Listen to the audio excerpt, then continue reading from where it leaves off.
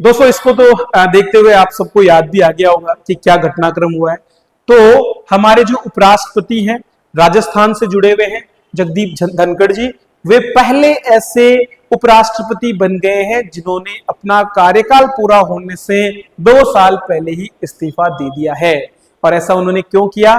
उन्होंने कहा है कि स्वास्थ्य कारणों के चलते वे अपने दायित्वों का निर्वहन नहीं कर सकते और इसीलिए वे इस्तीफा दे रहे हैं। आइए इस पूरे मैटर पर जानते हैं और ये समझते हैं कि आगे अब क्या प्रक्रिया होगी और किस प्रकार के प्रावधान हमारे संविधान में है। तो जगदीप धनखड़ जी ने स्वास्थ्य संबंधी समस्याओं को लेकर के राष्ट्रपति द्रौपदी मुर्मू को पद से इस्तीफा दिया है। 74 वर्ष के हो चुके हैं। अगस्त 2022 में पद संभाला था और 2027 तक इनका कार्यकाल था, लेकिन अब ये पहले ही इन्होंने यहाँ पर क्या दिया है, इस्तीफा दे दिया है। उपराष्ट्रपति का पद अगर हम बात करें तो एक संवैधानिक पद है और सर्वोच्च होता है राष्ट्रपति के बाद में। अब चूंकि ये खाली हो गया है तो चुनाव आयोग की जिम्मेदारी है कि वो नए उपराष्ट्रपति के चुनाव को करें और तुरंत करें। तो राजस्थान से भैरव सिंह शेखावत जी के बाद में ये दूसरे हमारे जो हैं उपराष्ट्रपति बने हैं जो राजस्थान से संबंध रखते हैं। संविधान के मुताबिक उपराष्ट्रपति का चुनाव संविधान के अनुच्छेद 63 से 71 के अंतर्गत डील होता है और इसके लिए जो नियम बनाए गए हैं वो है उपराष्ट्रपति चुनाव नियमावली 1974। संविधान के अनुच्छेद 68 के खंड 2 क्या है? अनुच्छेद 68 के खंड 2। तो देखो 68(1) में तो इन्होंने जो है क्या किया, त्यागपत्र दे दिया, और 68(2) में जो है उपराष्ट्रपति के निधन, त्यागपत्र या पद से हटाए जाने पर किसी भी कारण से अगर खाली हो जाता है तो जल्दी ही चुनाव करवाने का प्रावधान इसमें रखा गया है। और क्या है कि सामान्य परिस्थितियां जब होगी, ये तो चलो अभी उन्होंने त्यागपत्र दे दिया तो वैकेंसी हुई है इसलिए हो गया। सामान्य परिस्थितियों में जब कभी अगले उपराष्ट्रपति का चुनाव होता है तो वो वर्तमान जो उपराष्ट्रपति होते हैं उनके कार्यकाल की समाप्ति के 60 दिनों के भीतर करवाना होता है। हालांकि हमारे यहाँ पर ये परंपरा रही है, ये प्रचलन रहा है कि जब हमारे उपराष्ट्रपति का कार्यकाल पूरा होने वाला होता है उससे पहले ही चुनाव करवा करके और यहाँ पर जो है व्यवस्था कर दी जाती है।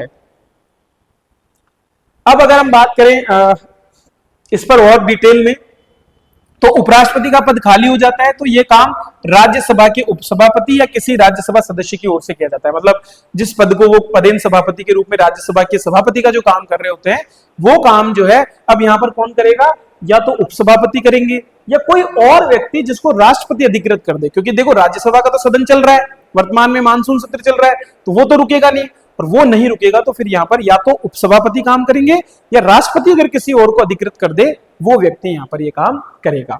चुनाव के लिए संविधान के अनुच्छेद 66 के मुताबिक संसद के दोनों सदनों लोकसभा और राज्यसभा के सदस्यों से मिलकर के बनने वाला निर्वाचक मंडल यानी इलेक्टोरल कॉलेज उपराष्ट्रपति का चुनाव करता है।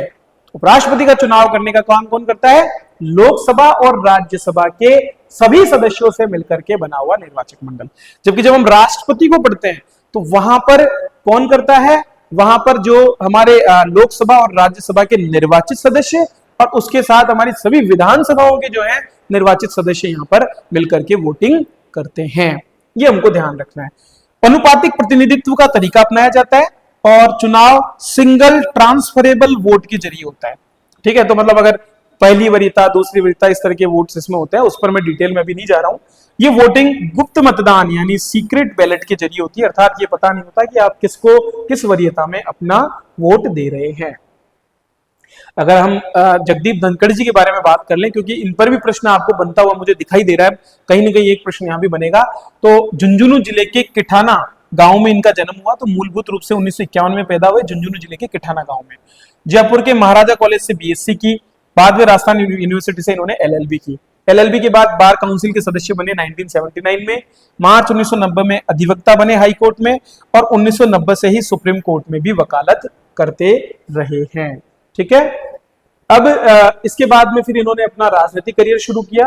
राजनीतिक करियर शुरू करते हुए 1989 में जनता दल से टिकट पर जो है यहाँ पर इन्होंने लड़े और जीते।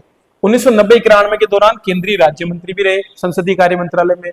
जनता दल विभाजन के बाद में कांग्रेस में शामिल हो गए। अजमेर से कांग्रेस टिकट पर लोकसभा चुनाव लड़ा लेकिन हार गए। 2003 में बीजेपी में शामिल हो गए और 1993 से लेकर 98 के बीच किशनगढ़ विधानसभा सीट से विधायक रहे।